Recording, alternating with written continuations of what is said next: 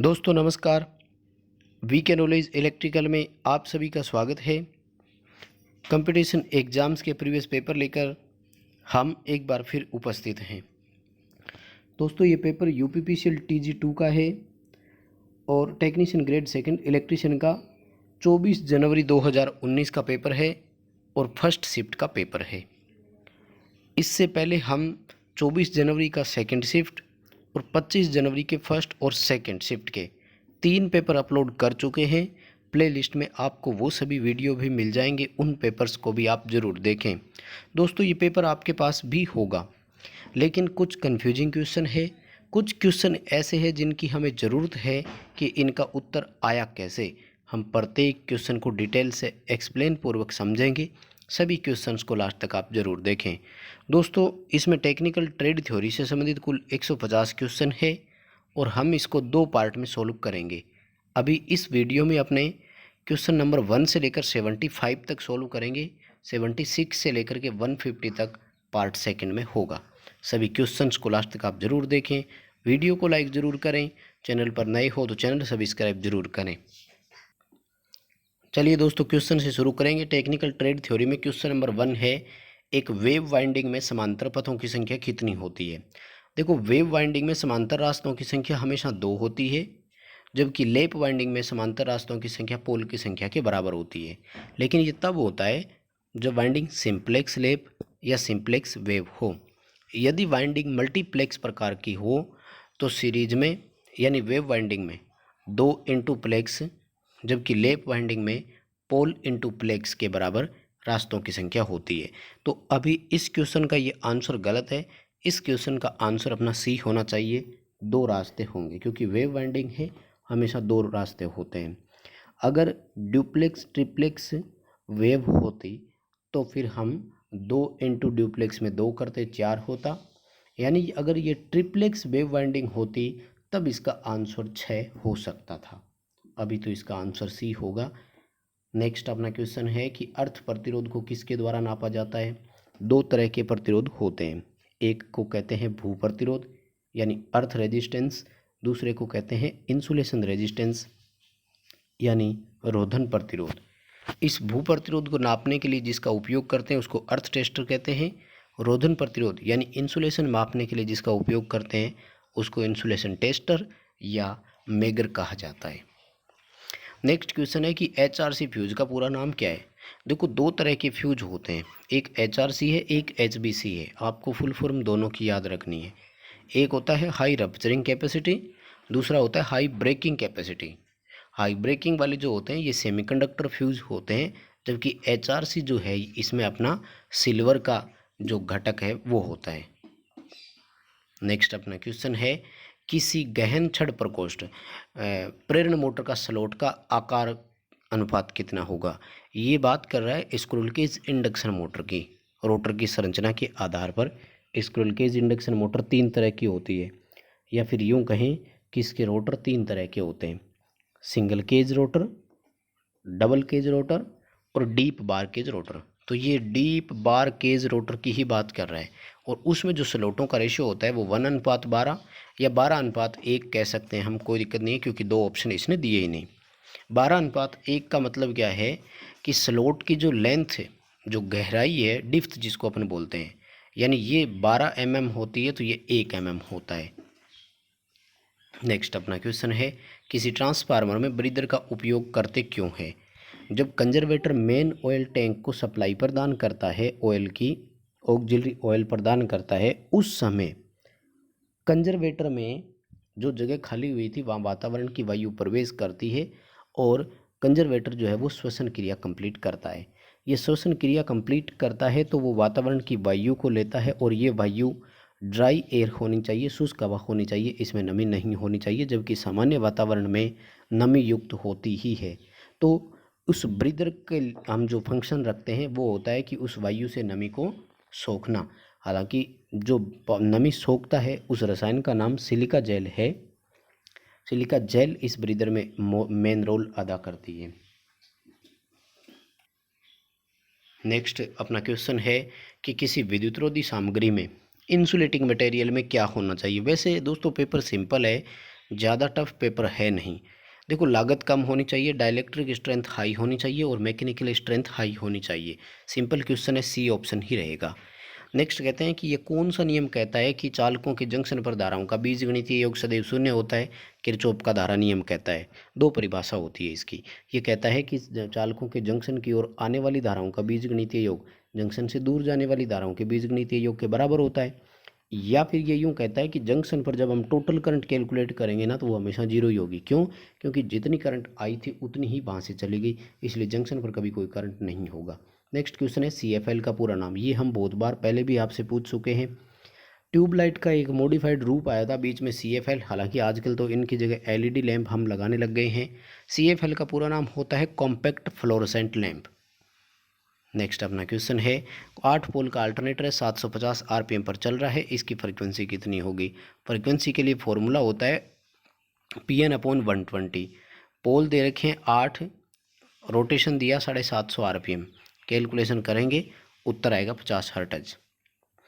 Next अपना question है कि लग में तार या केबल का उपयोग करते हुए क्रिम्प करते हैं। देखो लग क्या होता है कि जब भी हम किसी केबल को कहीं पर लगाते हैं, जैसे मान लीजिए मोटर में हमें तार कसना है, केबल लगाना है, तो इनके आगे की साइड, ताकि वो टर्मिनल बॉक्स में नट बोल्ट की सहायता से इजीली वहाँ पर कसा जा सके, इसके लिए हम उनके आगे की तरफ एक पार्ट लगाते हैं, उसको बोलते हैं लग। और ये जो लग होते हैं ये एल्यूमिनियम के भी हो सकते हैं, कॉपर के भी हो सकते हैं। उनसे पहले उनकी नंबरिंग लगती है तार में, उनको फेरूल बोलते हैं, सब याद रखना है आपको। तो इनको लगाने के लिए क्या होता है कि लग को केबल में डाल करके एक टूल आता है जिससे इनको दबाया जाता है, कंप्रेस करते हैं, और उस टूल का नाम होता है क्रिम्पिंग टूल। तो डी ऑप्शन की ओर जाएंगे हम। वायर स्ट्राइपर के जैसा ही होता है देखने में तो, लेकिन बहुत अलग होता है। वायर स्ट्राइपर अलग चीज़ होती है, क्रिम्पिंग टूल अलग होता है। अगला क्वेश्चन है कि किसी सजावटी सीरीज लैंप वाली प्रकाश व्यवस्था में 6 वोल्ट के कितने लैंपों को 240 वोल्ट आपूर्ति से जोड़ेंगे? अब देखो इसका उत्तर वैसे तो गलत है, एक तरीके से सही है लेकिन गलत भी है। होता क्या है कि हम जो लैंप की संख्या कैलकुलेट करते हैं, 5% लैंप एक्स्ट्रा लगाया जाता है। 5% लैंप जो है वो एक्स्ट्रा लगाते हैं ताकि वोल्टेज में किसी कारण से वृद्धि हो जाए तो हमारे लैंप सुरक्षित रहे, लैंप फ्यूज ना हो जाए।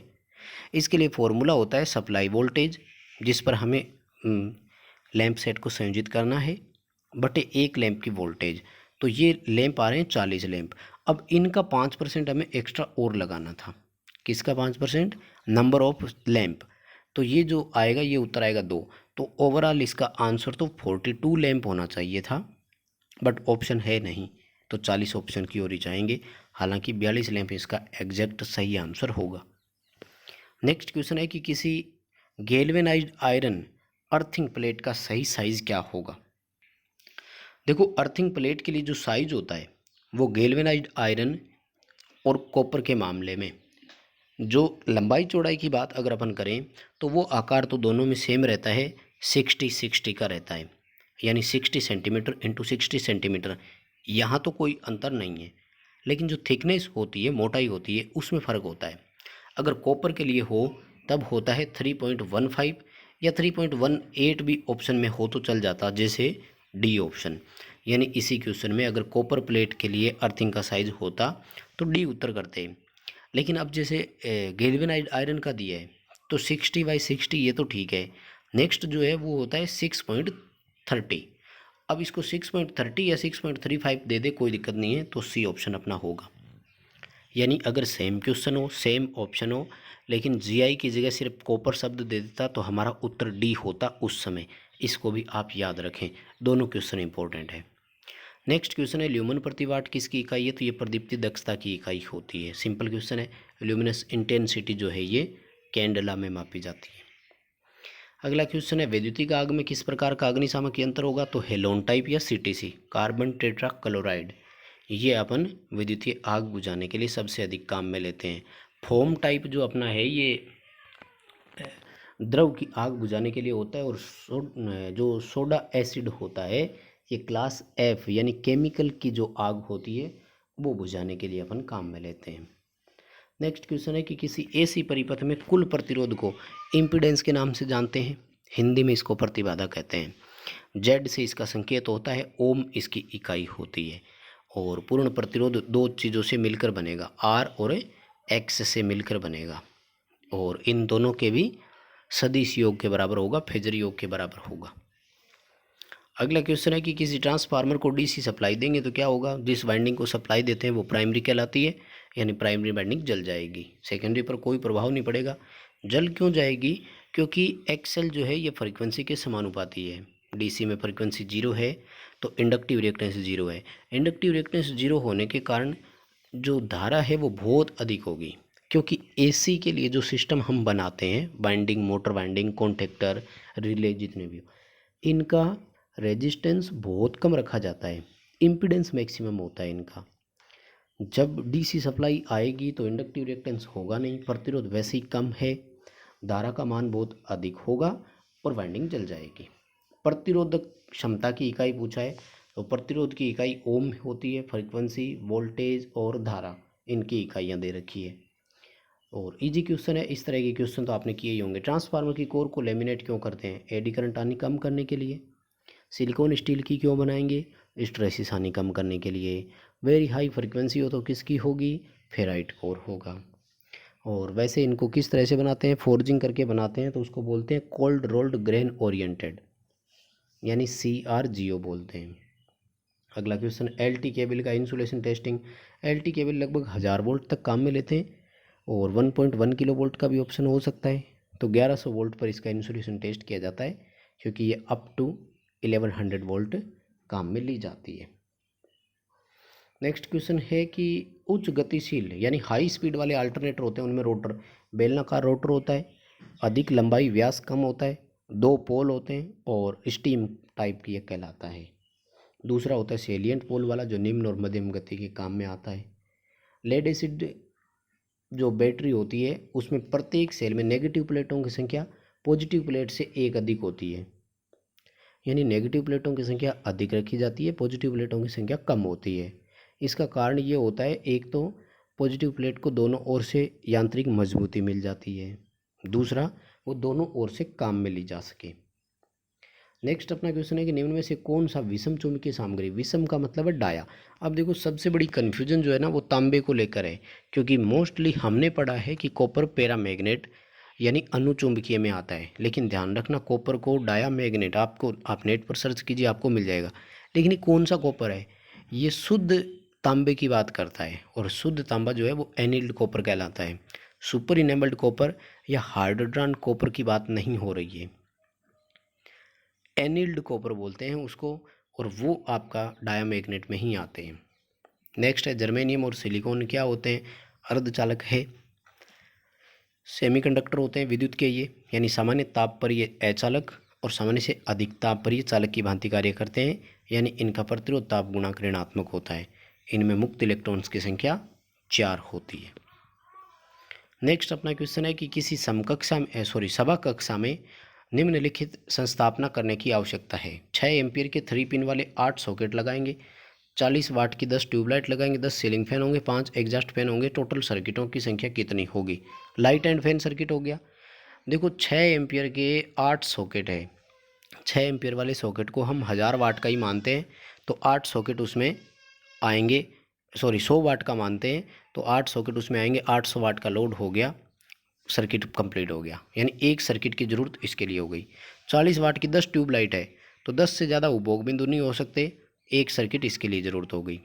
इसी तरह से 10 सीलिंग फैन है, एक सर्किट की इसके लिए ज़रूरत होगी, तो फिर बचे हुए 5 एग्जॉस्ट फैन को दूसरों में लगाएंगे, यानी 1 2 3 4, कुल हमें 4 परिपथों की आवश्यकता होगी। नेक्स्ट क्वेश्चन है कि इंडक्शन मोटर में पोल की संख्या दोगुनी होगी तो गति कितनी हो जाएगी, आधी। सिंक्रोनस गति के लिए फॉर्मूला क्या है, F × 120/P, यानी मोटर की गति पोल की संख्या के व्युत्क्रमानुपाती है, इसलिए पोल की संख्या दोगुनी होगी तो गति आधी हो जाएगी। फैराडे के वैद्युतिक अपघटन से संबंधित प्रथम नियम के बारे में पूछा है। प्रथम नियम ये कहता है कि एकत्रित द्रव्यमान आवेश के समानुपाती होता है। जो Q है ये IT के बराबर होता है, यानी एकत्रित द्रव्यमान मास जो है ये I × T के बराबर है। इसी के साथ साथ वो विद्युत रासायनिक तुल्यांक पर भी निर्भर करता है, यानी M = ZIT जो होता है, ये प्रथम नियम कहता है। दूसरा नेक्स्ट अपना क्वेश्चन है कि बैटरी का ट्रिकल चार्जिंग विधि कौन सी होती है। ट्रिकल चार्जिंग तब काम में लेते हैं जब सल्फेशन दोष हो। ये होती है बहुत कम धारा पर बैटरी को चार्ज करना, लगभग उसकी निर्धारित धारा की 2 से 3% धारा पर हम उसको चार्ज करते हैं और इसी का नाम हमें ट्रिकल चार्जिंग या बिंदु आवेश रखा जाता है। सामान्यतः सल्फेशन दोष हो तब इसका उपयोग किया जाता है। अगला क्वेश्चन है कि अर्थिंग का उपयोग करते क्यों है। तो मानव जीवन की सुरक्षा, उपकरणों का बचाव। किससे? लीकेज करंट से। विद्युत झटका हमें नहीं लगेगा, जब भी बॉडी में लीकेज करंट होगा तो वो तुरंत जमीन में प्रवेश कर जाएगा। फुल पिच वाइंडिंग के बारे में पूछा है। अगला, पिच के अनुसार वाइंडिंग 3 तरह की होती है, full pitch, long pitch, short pitch. Suppose that कि किसी समय पिच का मान आया 6, हमने 5 मानते हुए वाइंडिंग कर दी, हमने 7 मानते हुए वाइंडिंग कर दी, तीनों आपकी स्क्रीन के सामने है। कैलकुलेशन नंबर ऑफ स्लॉट बटे नंबर ऑफ पोल, इससे जो आता है वो कहलाती है पोल पिच, लेकिन हम जिसके अनुसार वाइंडिंग करते हैं वो कहलाती है कॉइल पिच, वो कहलाती है कॉइल पिच। तो अगर वाइंडिंग फुल पिच हो तो उसमें पोल पिच और कॉइल पिच दोनों का मान हमेशा बराबर होता है, यानी जितने पर हमने जो कैलकुलेशन की थी वो और जिस पर हमने वाइंडिंग की है वो दोनों बराबर है, और इसको बोलते हैं फुल पिच वाइंडिंग। यानी 6 कैलकुलेशन के लिए आया था और हमने वाइंडिंग को भी किसके अनुसार कर दिया, 6 के अकॉर्डिंग ही कर दिया। अब अगर वाइंडिंग की पिच 6 आई थी, हमने 5 मानते हुए कर दी, तो 5/6 ये हो गया अपना शॉर्ट पिच, 7/6 ये हो गया अपना लॉन्ग पिच। यानी फुल पिच में पिच फैक्टर का मान इकाई, शॉर्ट पिच में इकाई से कम, लॉन्ग पिच में इकाई से अधिक होता है। अभी बी रहेगा, कॉइल पिच पोल पिच बराबर होती है। लॉन्ग पिच में पोल पिच का मान अधिक, सॉरी, पोल पिच का मान कम और कॉइल पिच का मान जो है वो अधिक होता लॉन्ग पिच में। जैसे 7 है, हमने 6 आया था 7 मानते हुए कर दी, और कॉइल पिच जो है ये शॉर्ट पिच के लिए, जैसे 5 है और हम जो है 6 आया था, हमने 5 मानते हुए कर दी।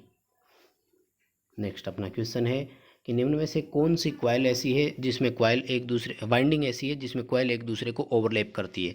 चेन वाइंडिंग है, क्योंकि ये सीलिंग फैन छत पंखे में की जाती है सिंगल फेज वाले में, और इसका दूसरा नाम होता है flat loop overlap winding, flat loop overlap winding. तो इसमें कॉइल एक दूसरे को ओवरलैप ही करती है इस तरह से। नेक्स्ट अपना क्वेश्चन है 3 phase squirrel cage induction motor की स्टार्टिंग करंट कितनी होती है। निर्धारित धारा की 5 से 7 गुना अधिक होती है। इस ऑप्शन में हमें 5 से 6 गुना दिया गया है, तो ये भी कर देंगे, दोनों एक्सेप्टेबल है। और अगला क्वेश्चन है ब्यूरो ऑफ इंडियन स्टैंडर्ड के अनुसार 3 फेज और न्यूट्रल का रंग क्रमशः कैसा होगा। फेजों का रंग रेड, येलो, ब्लू और न्यूट्रल के लिए ब्लैक होता है, अर्थ के लिए हरा रंग होता है। नेक्स्ट क्वेश्चन है इलेक्ट्रिकल इक्यूबैटरों का उपयोग किस में करते हैं। इलेक्ट्रिक एक्यूबेंटर जो है ये मुर्गी पालन या मुर्गी हाउस के बारे में बात अपन करें तो उसमें उपयोग में लिया जाता है। ये इलेक्ट्रिसिटी जनरेशन के लिए होता है कि उनके वहाँ पर किस तरह से इलेक्ट्रिसिटी को यूज करते हैं, वो इलेक्ट्रिसिटी जो ईंधन के रूप में तैयार करते हैं वो। तो पोल्ट्री फार्म आएगा, मुर्गी पालन भी बोल सकते हैं इसको, अपने डी ऑप्शन रहेगा। और धारा की एसआई इकाई है, सॉरी एम्पियर किसकी एसआई इकाई है, तो विद्युत धारा की है, यानी करंट की इकाई है। और ये ना हो तो अपन धारा की दूसरी इकाई कूलम प्रति सेकंड भी कर सकते हैं। और प्रतिरोध की ओम, फ्रीक्वेंसी हर्ट्ज और वोल्टेज की वोल्ट होती है। नेक्स्ट क्वेश्चन है कि विद्युतीय कार्य के लिए किस तरह के शूज इस्तेमाल करने चाहिए। देखो चमड़े के जूते होने चाहिए, ये तो ठीक है। अब चमड़े के 2 ऑप्शन है, तो मोटे रबर शोल वाले चमड़े के जूते होने चाहिए। ये तो इलेक्ट्रिकल डिपार्टमेंट में जब आपको पोस्टिंग मिलेगी तो अपने आप ही पता लग जाएगा, प्रैक्टिकली भी आपको इसी तरह के शूज मिलेंगे, बहुत हेवी होते हैं। और ड्रम स्विच का उपयोग किस में करते हैं, तो सजावटी प्रकाश व्यवस्था जो होती है उसमें ड्रम स्विच का उपयोग करते हैं। हालांकि आजकल तो इलेक्ट्रॉनिक टाइमर भी आ चुका है। ड्रम स्विच क्या है, एक मोटर से कनेक्टेड स्विच होता था जिसमें चालकों की 3 पट्टियाँ होती थी जो 120 डिग्री के डिफरेंस पर लगी रहती थी, जो रनिंग लाइट इफेक्ट की तरह काम करती थी। यानी एक सर्किट डिस्कनेक्ट होता है, दूसरा कनेक्ट हो जाता है, फिर दूसरा डिस्कनेक्ट होता है, तीसरा कनेक्ट हो जाता है, फिर तीसरा डिस्कनेक्ट और फर्स्ट कनेक्ट हो जाता है। इस तरह से उसमें रोटेशन चलता है। आजकल तो उसकी जगह केम टाइमर आ गया जो चेंज ओवर देता रहता है। सजावटी प्रकाश व्यवस्था इसका उत्तर रहेगा। एसी सर्किट में फॉर्म फैक्टर का मान पूछा है। अब देखो इन्होंने ये नहीं लिखा साइन वेव, स्क्वायर वेव या जो भी है, तो और वैसे भी अगर देखा जाए तो दूसरे ऑप्शन भी हमें नहीं दिया। तो जब भी इस तरह का नहीं दे तो आपको आंसर हमेशा साइन वेव का ही करना है। तो साइन वेव में फॉर्म फैक्टर का मान 1.11 होता है, त्रिभुजाकार वेव हो तो 1.15, और वर्गाकार में कितना होता है, इकाई। जब किसी वेव का नाम नहीं हो तो हमें साइन वेव का ही करना है। नेक्स्ट क्वेश्चन है कि जो सीढ़ियों की वायरिंग होती है, स्टेयरकेस वायरिंग, जिसको हम जीने का परिपथ भी बोलते हैं, कितने स्विच होते हैं, कौन से होते हैं? 2 स्विच होते हैं, वो दोनों टू वे होते हैं। 3 टर्मिनल होते हैं टू वे स्विच में, हमेशा ध्यान रखिएगा। मोस्टली सिंगल फेज मोटर में कौन सी वाइंडिंग होती है, सिंगल फेज हो या 3 फेज? सबसे अधिक जिस वाइंडिंग का उपयोग करते हैं उसका नाम है कंसेंट्रिक वाइंडिंग, हिंदी में बोलते हैं सकेंद्रीय वाइंडिंग। एक ग्रुप में 2 या 2 से अधिक कोयल, मोस्टली 2 कोयल ही होती है, तो उन सभी का केंद्र एक ही स्लॉट होता है, सेम नंबर ऑफ स्लॉट होता है, इसलिए उसको सकेंद्रीय वाइंडिंग बोलते हैं, इंग्लिश में कंसेंट्रिक बोलते हैं। अल्टरनेटर में प्रेरित ईएमएफ की फ्रीक्वेंसी, अब देखो अगर आपको ये फॉर्मूला याद है तो आप 2 क्वेश्चन कर सकते थे, क्योंकि ऊपर हमसे एक क्वेश्चन पूछा गया जिसमें 8 पोल 750 आरपीएम दिया था और फ्रीक्वेंसी कैलकुलेट करना था। यहाँ पर हमसे फॉर्मूला पूछ लिया तो फ्रीक्वेंसी बराबर Pn/120 होगा। नेक्स्ट अपना क्वेश्चन है, बैटरी को जब 40 ओम के बाहरी किसी प्रतिरोध से जोड़ा जाता है तो 1 एम्पियर करंट उसमें फ्लो होता है, बैटरी की वोल्टेज कितनी है? I इंटू आर कर देंगे, 1 इंटू 40, यानी बैटरी की वोल्टेज कितनी है, 40 वोल्ट। वैसे पेपर का लेवल इजी है दोस्तों, पेपर बहुत आसान है, बट इसमें पार्ट ए कंप्यूटर को क्वालिफाई करना होता है, इसलिए ये टफ हो जाता है। नेक्स्ट क्वेश्चन है कि एंड रूल का उपयोग हम किस लिए करते हैं? अब यहाँ पर थोड़ा सा कन्फ्यूजन इन्होंने कर दिया। देखिए चुंबकीय क्षेत्र और चुंबकीय ध्रुव है, बात एक ही होती है, क्योंकि अगर मैग्नेटिक फील्ड की हमें डायरेक्शन पता लगेगी तो पोल का पता भी लग जाता है। हालांकि एक सीधे धारावाहिक चालक में चुंबकीय क्षेत्र की दिशा पता करते हैं, जबकि क्वाइल के रूप में अगर हो तो हम पोल का पता करते हैं।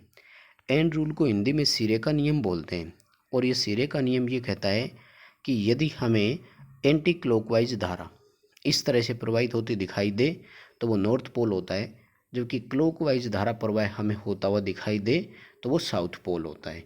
तो वो मैग्नेटिक पोल की दिशा पहचान करने के लिए हम काम में लेते हैं। नेक्स्ट क्वेश्चन है कि इंडियन स्टैंडर्ड इंस्टीट्यूट के अनुसार छत पंखे को न्यूनतम कितनी ऊंचाई पर, तो 2.75 मीटर है और अधिकतम 3 मीटर है। अगला अपना क्वेश्चन है, सबसे अधिक दक्षता सस्ता कौन है? मरकरी आर्क रेक्टिफायर सबसे अधिक सस्ता पड़ता है भाई, बी ऑप्शन करेंगे इसकी और हम। और नेक्स्ट क्वेश्चन है कि केबल में कवच वाले किसी तार की उपयोगिता क्या है? देखो कवच वाला तार, यानी क्वेश्चन की लैंग्वेज बदल दी, ये पूछ रहा है आर्मरिंग क्यों करते हैं, आर्मर्ड होता है ना, गैल्वेनाइज्ड स्टील की तार लगती है केबल पर। शीशे की कवचिंग होती तो उत्तर अलग होता। शीशे की कवचिंग का पर्पज होता है नमी से सुरक्षा देना, लेकिन अभी है यांत्रिक सुरक्षा प्रदान करना, चोट से सुरक्षा प्रदान करना। और अगला क्वेश्चन है कि ट्रैक्शन कार्य के लिए सूटेबल मोटर कौन सी है? खिंचाव कार्य में हाई स्टार्टिंग टॉर्क की आवश्यकता होती है और इसके लिए डीसी सीरीज मोटर सूटेबल होती है, मोस्ट सूटेबल, सबसे अधिक यही होती है।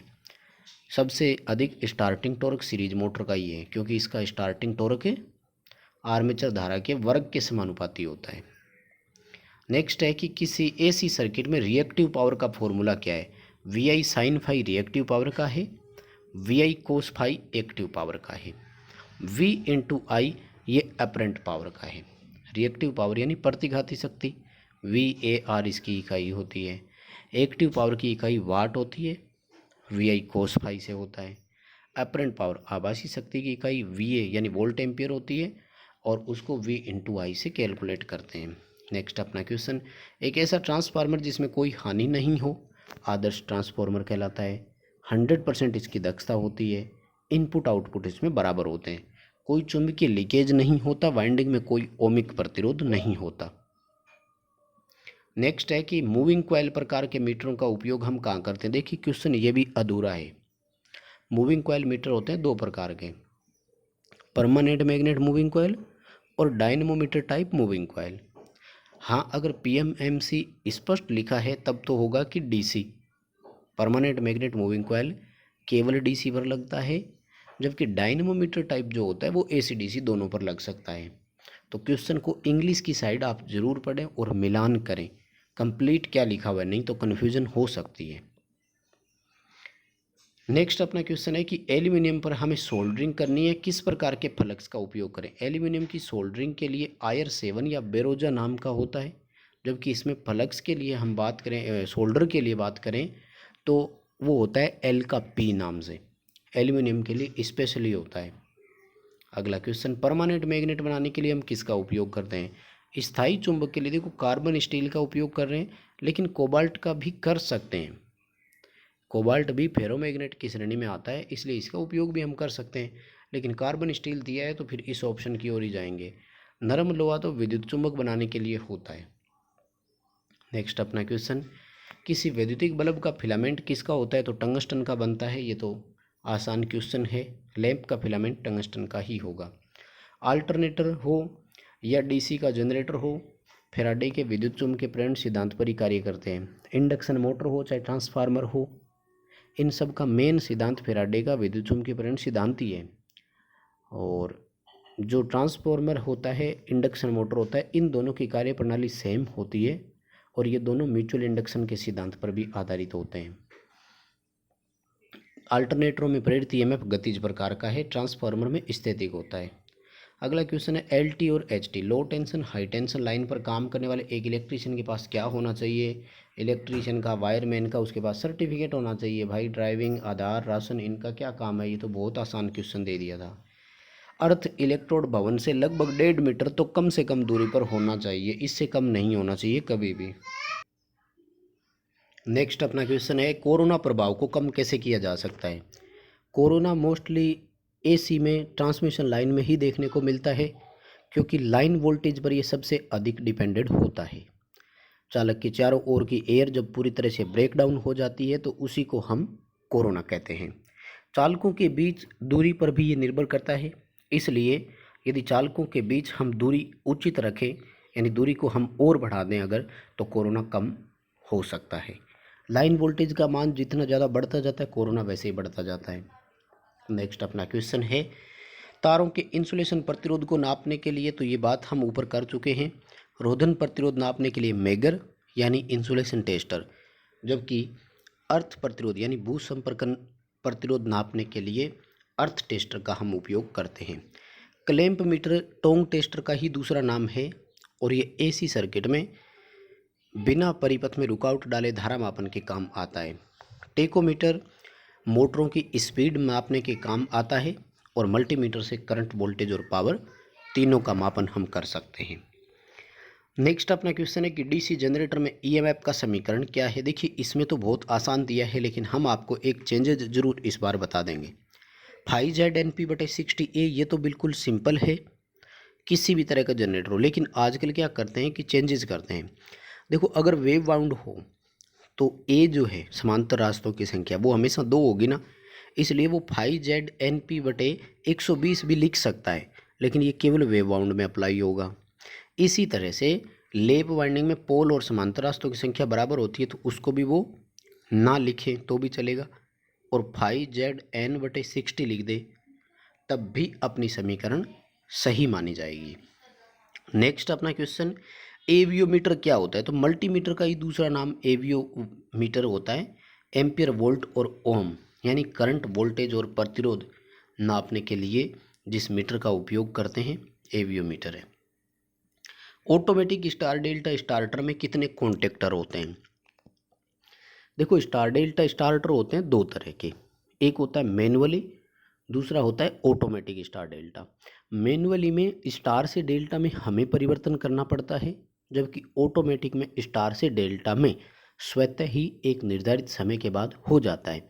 और ऐसा करने के लिए इसमें एक टाइमर भी लगा होता है।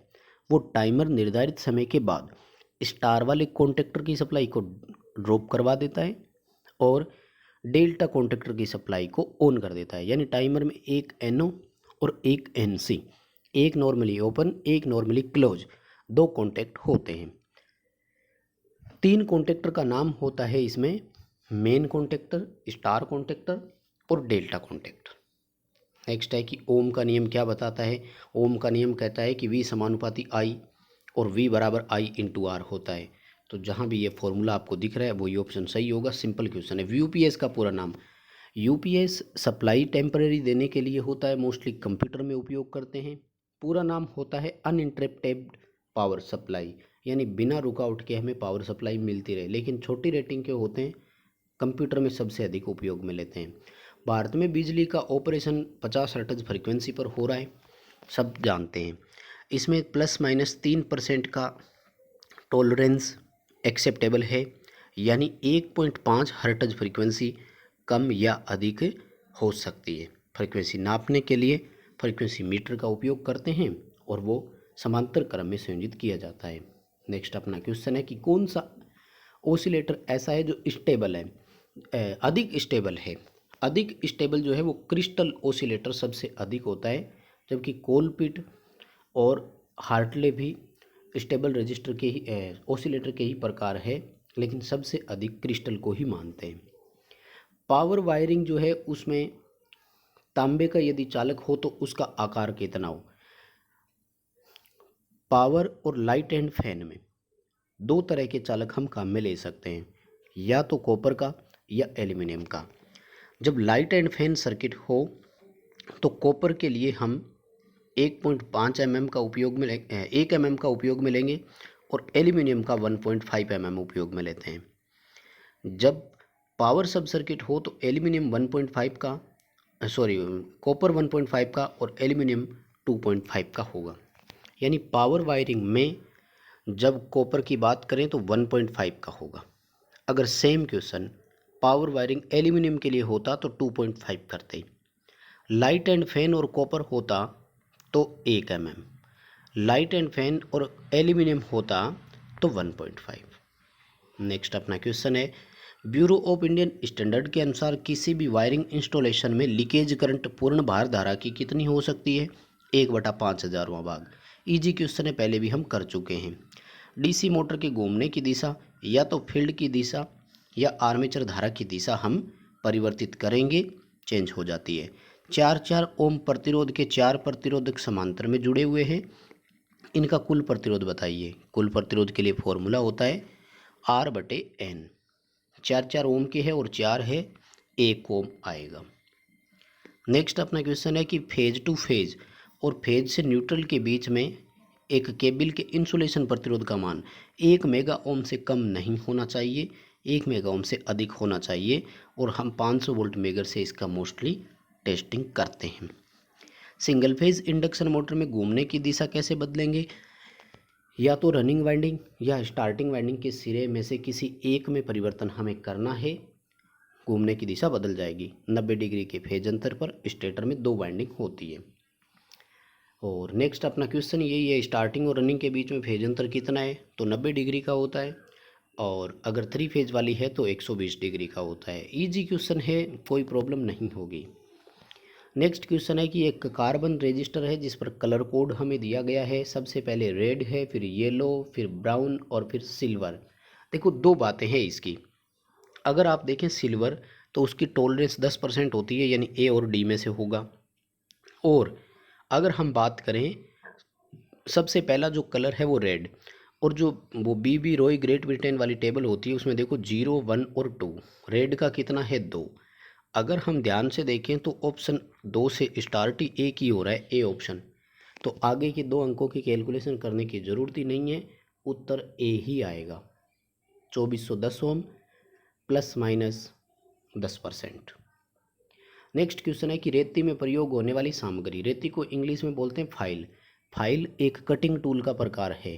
कटिंग टूल बनाने के लिए हमेशा हाई कार्बन स्टील का ही उपयोग करते हैं, जैसे चीजल हो गई, फाइल हो गई, और जैसे हेक्सा है, इस तरह के लिए। नेक्स्ट अपना क्वेश्चन है कि प्रदीप्ति की इकाई क्या है। ल्यूमन प्रति वर्ग मीटर लिख सकते हैं या फिर लक्स लिख सकते हैं। ल्यूमन प्रति वर्ग मीटर बराबर 1 लक्स होता है। कैंडल पावर जो है ये प्रदीप्ति तीव्रता की यूनिट में काउंट होती है।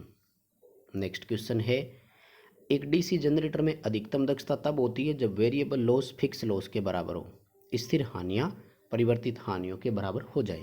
तो बस दोस्तों आज के लिए इतना ही है। ये हो गए 75 क्वेश्चन। अपने पार्ट सेकंड में करेंगे 76 से लेकर 150 तक क्वेश्चन एक्सप्लेन करने का तरीका पसंद आया है तो वीडियो को लाइक ज़रूर कर दीजिएगा। चैनल पर नए हो तो चैनल सब्सक्राइब कर लीजिए।